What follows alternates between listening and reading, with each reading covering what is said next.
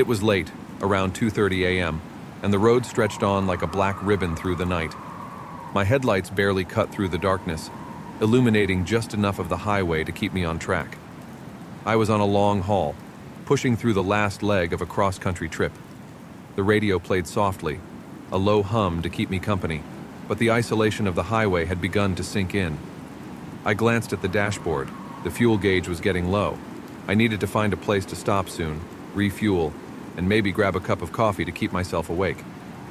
After a few more miles, I spotted a sign, Pinewood Gas Station, 10 miles ahead. It wasn't one I was familiar with, but in the middle of nowhere, options were limited. I signaled and decided to make the stop. When I pulled into the Pinewood station, it looked like something out of a forgotten era. A single pump stood under a flickering fluorescent light, casting long shadows over the cracked asphalt. There was no other car or truck in sight. The small building next to the pump was dark, with no sign of life. Still, I didn't have much of a choice, so I parked, grabbed my wallet, and stepped out of the truck. The air was cold and still, not a breeze in sight, but there was an unsettling quiet that gnawed at me. I swiped my card at the pump and started fueling up, my breath coming out in small clouds as the cold bit into my skin. As I waited for the tank to fill, I scanned the station. Something about the place felt off, like it had been abandoned for a long time, yet here it was, still operational. Just as I was about to dismiss the creeping unease, I heard a sound. It was faint, like a distant rustling, coming from the woods that bordered the gas station. I strained to listen, wondering if it was just an animal, but then I heard it again, a low, guttural noise, almost like a growl, followed by something moving through the trees. I froze, my heart racing, eyes darting towards the edge of the woods.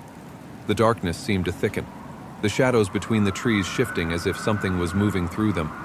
My grip tightened on the fuel nozzle, and I quickly pulled it out, the tank not even full, but I couldn't shake the feeling that I needed to leave. Now. I put the nozzle back, my movements stiff and rushed, and climbed into the truck. As soon as I shut the door, I locked it, my fingers trembling slightly. I turned the key in the ignition, and the engine roared to life. But before I could shift into gear, something caught my eye in the rearview mirror. Standing at the edge of the woods, just beyond the glow of the gas station's light, was a figure, tall, thin, and unnaturally still. I blinked, trying to get a clearer look, but the figure didn't move. It was just standing there, watching. My skin crawled. I didn't wait to see what it was. I hit the gas, the tires screeching as I pulled out of the station and back onto the highway. As I sped down the road, I couldn't help but glance into the mirror again. The figure was gone, swallowed by the darkness, but the uneasy feeling remained, clinging to me like a second skin. For the next few miles, I kept checking the mirrors, half expecting to see something chasing after me. But the road was empty, the night quiet, except for the hum of the truck's engine. I tried to shake it off, convince myself it was just my tired mind playing tricks, but the tension wouldn't leave. Then, out of nowhere, the radio cut off. Static buzzed through the speakers, loud and grating, making me jump. I reached over to adjust the dial, but no matter what station I turned to, it was all static. Annoyed, I turned the radio off completely, but a moment later, the headlights flickered. My heart skipped a beat. Suddenly, the engine began to sputter. The truck slowed, and the power steering went stiff. I fought to keep control as I coasted to a stop on the side of the road. The engine died, leaving me in total silence, the only light coming from the dim glow of the dashboard. I sat there for a moment, gripping the wheel tightly, my breath coming in shallow bursts. Something was wrong, very wrong. I reached for my phone, but when I looked at the screen, it was dead. No signal, no power, just a blank screen staring back at me. A tapping sound broke the silence. Tap, tap, tap. It was soft at first, barely noticeable, but then it grew louder, more insistent. It was coming from outside the truck, near the passenger side. I turned my head slowly, my pulse pounding in my ears. Standing just outside the window was the figure from the gas station. Closer now, I could see the details I had missed before. Its face was pale, almost skeletal, with hollow eyes that seemed to glow faintly in the dark. Its mouth was twisted into a grotesque grin, and its long, bony fingers tapped rhythmically on the glass. For a moment, I couldn't move. I was paralyzed with fear, my mind racing, trying to make sense of what I was seeing. Then the tapping stopped, and the figure tilted its head, as if studying me. Slowly, it raised one of its fingers and pointed to the woods that lined the highway. I didn't wait to see what it wanted. My hands fumbled with the keys, desperately trying to restart the engine. The truck sputtered to life, and I floored the gas pedal, tearing away from the figure as fast as I could. The tires screeched on the pavement, and the truck roared back onto the highway. I didn't look back. I couldn't. All I could think about was getting as far away as possible. I drove through the night, not stopping until I reached the next town. When I finally pulled into a well-lit truck stop, I parked under the brightest light I could find and sat there, hands shaking, trying to calm down. To this day, I don't know what I saw that night. Maybe it was a trick of the light. Maybe I was just overtired. But deep down, I know that figure, whatever it was, wasn't human. And I haven't driven that route since.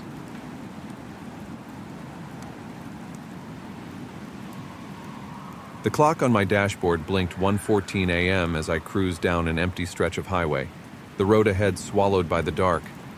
The distant hum of the engine was the only sound breaking the stillness, and fatigue had begun to settle into my bones. I rubbed my eyes, struggling to stay focused, when I saw a sign for a rest area just ahead. I decided it was time to stop for a bit, stretch my legs, and shake off the tiredness. As I pulled into the rest area, I immediately noticed how deserted it was. No other cars, no lights except for the dim street lamp casting weak beams onto the cracked pavement. I parked my rig near the entrance and cut the engine. The silence that followed was unnerving, but I stepped out, hoping the cold night air would wake me up. I paced back and forth, trying to get my blood flowing, when I heard the sound of gravel crunching behind me. My heart skipped a beat, and I whipped around, but there was nothing, just the empty lot and the woods beyond. I shook it off, telling myself I was just tired. As I turned back toward my truck, I saw something out of the corner of my eye. A figure stood at the edge of the lot, just beyond the reach of the street lamp. It was small, like a child, but in the dim light, I couldn't make out any details. I squinted, my breath catching in my throat, as the figure slowly stepped into the light. It was a boy, maybe 7 or 8 years old, wearing tattered clothes that looked like they belonged to another era. His face was pale, and his eyes, something about them wasn't right. They were wide and unblinking, staring at me with an intensity that sent a chill down my spine. "Hey, kid," I called out, unsure of what to do. "You lost?" The boy didn't respond. He just stood there, staring at me. Then, without a word, he pointed toward the woods. His hand trembled slightly, but his gaze never wavered. I glanced toward the trees, but there was nothing. Just darkness. "What's over there?" I asked, trying to keep my voice steady. Again, no response. He just kept pointing. The unease in my chest deepened. I didn't know where this kid had come from or what he wanted, but I sure as hell wasn't going into the woods to find out. "Look, I've got to get back on the road," I said, my voice wavering slightly. "You should, I don't know, get home." The boy slowly lowered his arm, and for the first time, he blinked. Then, he whispered, "It's too late." A cold shiver ran down my spine. "What do you mean, too late?" He took a step closer, his eyes still locked on mine, and said in a flat, emotionless tone, "They're already here." Before I could respond, I heard a sound coming from the woods. At first, it was just a soft rustling, like leaves being stirred by the wind. But then, it grew louder, a series of footsteps, slow and deliberate, getting closer. I backed up toward my truck, my heart racing. The boy remained where he was, still watching me with those unnerving eyes. The footsteps emerged from the darkness, and I could just make out the shadowy forms of people, figures moving slowly toward the rest area. I scrambled into the cab of my truck, slamming the door shut and locking it. My hands fumbled as I grabbed the keys, jamming them into the ignition. The engine sputtered, refusing to start. I could see the figures more clearly now, 5 or 6 of them, all dressed in ragged clothes like the boy, their faces pale and expressionless. I turned the key again, praying for the engine to catch. Finally, it roared to life, and I threw the truck into gear, speeding out of the rest area without looking back. The road blurred beneath me as I put as much distance as possible between myself and that place.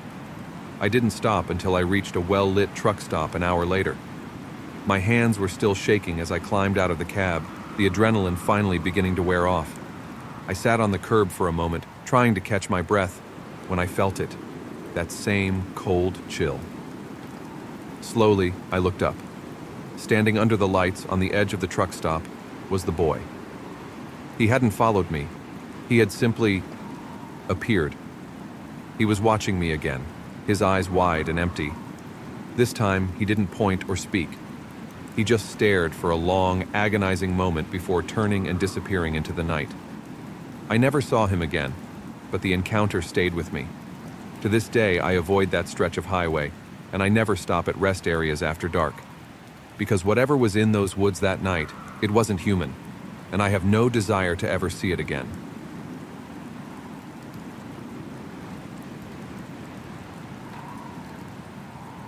I've been driving these highways for nearly 20 years now, seen all kinds of strange things on the road, but there's one night that still haunts me.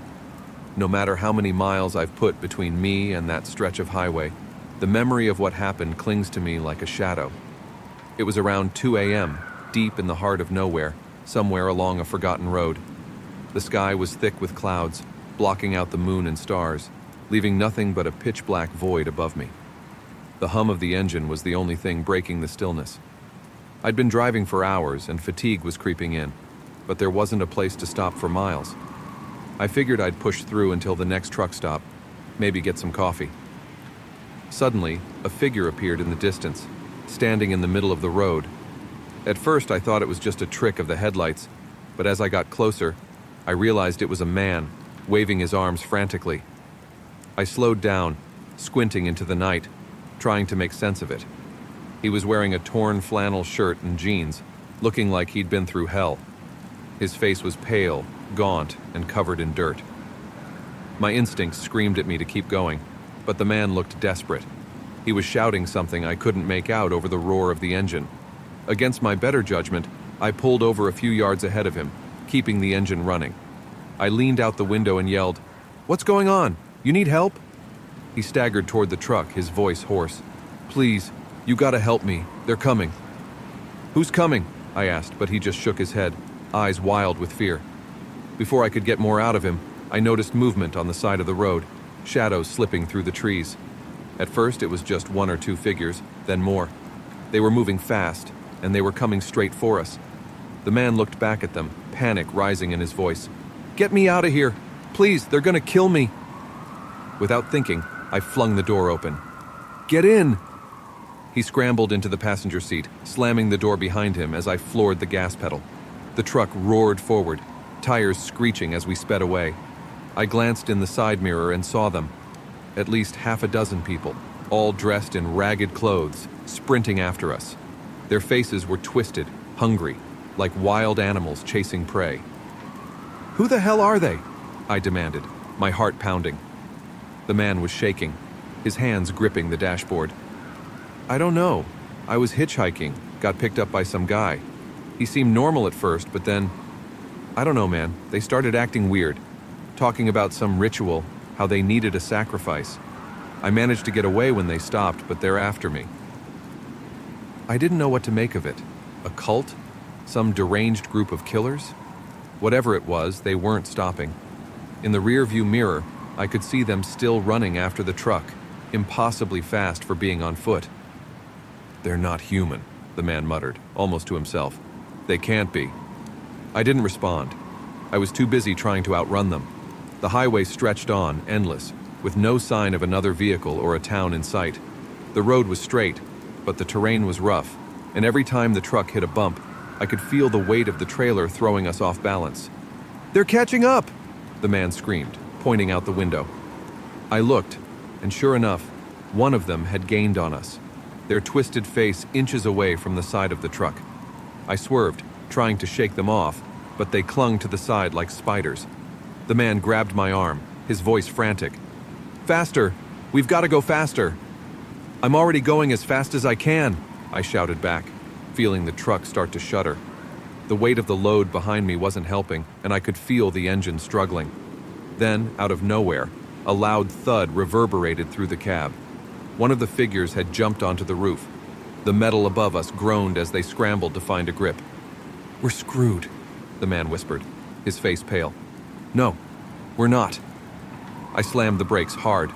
The truck lurched forward, and I heard the unmistakable sound of a body hitting the pavement behind us. I didn't wait to see what happened. I hit the gas again, speeding away, hoping that the sudden stop had bought us some time. For a while there was silence in the cab, both of us too stunned to speak.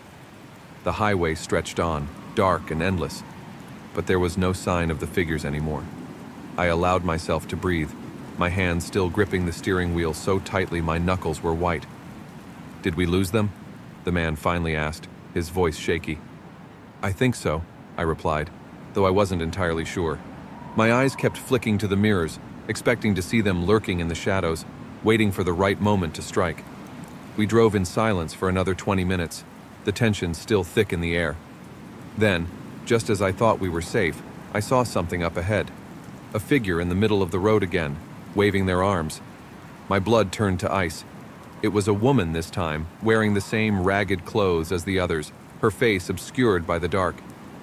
"No way," I muttered, pressing my foot harder on the gas. "What are you doing?" the man asked, his voice rising in panic. "You can't stop!" "I'm not stopping," I growled, gripping the wheel. As we sped closer, the woman didn't move. She just stood there, arms outstretched. For a split second, I thought I saw her smile, a twisted grin that sent chills down my spine. I braced myself, refusing to slow down. At the last second, she stepped aside, disappearing into the night as we roared past. I didn't stop driving until I reached the next town. When I finally pulled into a truck stop, the man thanked me and disappeared into the night without another word. I never saw him again, but I didn't care. All I wanted was to get as far away from that stretch of highway as possible. I've driven through many dark roads in my life, but none have ever felt as suffocating as that night. And to this day, every time I pass through a remote area, I can't shake the feeling that they're still out there, waiting.